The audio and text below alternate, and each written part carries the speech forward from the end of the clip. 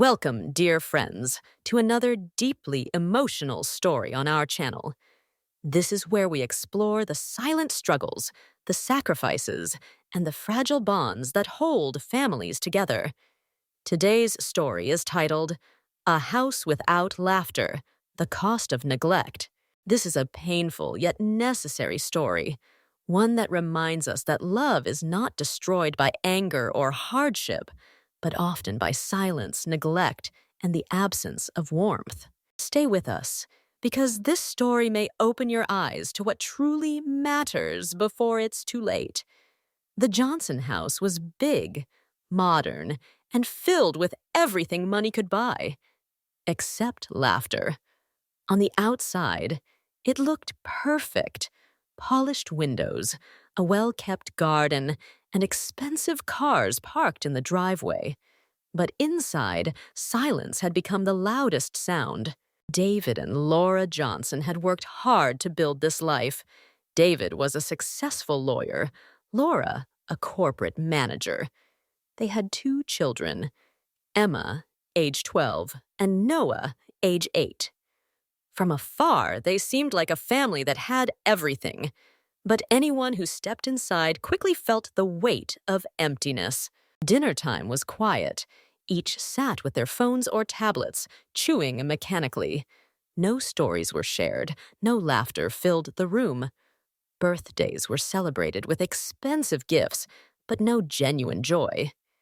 Vacations were taken, but each person remained glued to their own devices. What was missing was not money, but connection. Laura often told herself she was doing her best, working late, climbing the corporate ladder, to give her children everything she never had. David justified his long hours at the office as a sacrifice for his family's future. But Emma and Noah didn't need more toys or bigger vacations. What they craved was love, time, and the sound of laughter echoing in their home. Emma once wrote in her diary, "We have everything, but it feels like nothing. Sometimes I wish we were poor but happy, instead of rich and empty." Noah, too young to articulate his feelings, grew quiet, retreating into video games where virtual characters replaced the presence of his parents. The breaking point came one evening. Laura came home late to find Emma crying in her room. The girl had won first place in a school competition, but no one was there to see it. She had waited all day to share the news, but by dinner time, no one had asked about her day. David had been on calls, Laura had been replying to emails, and Noah was locked away in his own world. Emma's words cut like a knife. "What's the point of being your child if you don't even see me?"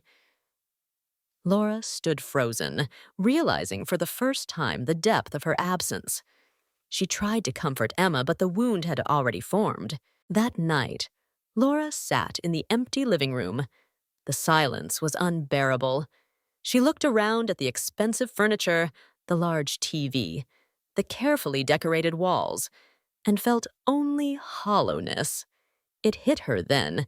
She had built a house, not a home. She remembered her own childhood, the warmth of her mother's embrace, the laughter of siblings, the chaos of a small, crowded home filled with love. And she wondered, when did she trade laughter for status? When did silence replace joy? Change didn't happen overnight, but Laura and David slowly began to see what mattered. They started with small steps. Family dinners with no devices, asking each other about their day, sharing stories. David began leaving the office earlier. Laura stopped checking emails during dinner. At first, it felt strange, even forced. But slowly, laughter began to return. Emma opened up again. Noah started smiling more. One weekend, David suggested a family game night. At first, the children were skeptical. But by the end of the night, the house was filled with giggles, arguments over board games, and the sweet chaos of togetherness. It was imperfect, but it was alive. Life lesson. A house without laughter is not a home. Families are not destroyed by lack of wealth, but by lack of presence, attention, and care. Neglect is a silent poison. It doesn't shatter everything at once. It erodes connection bit by bit until love becomes a shadow. But the good news is, it's never too late to change. Turn off the devices, ask questions, share meals, laugh together, because in the end, children will not remember the money you spent, but the moments you shared. A home is not measured by its size or luxury, but by the love and laughter that fill its walls. Thank you for being with us through this story. If it touched you, take a moment today to check on your loved ones, share a meal, or simply make someone laugh. Don't forget to like, subscribe, and hit the notification bell for more heartfelt stories.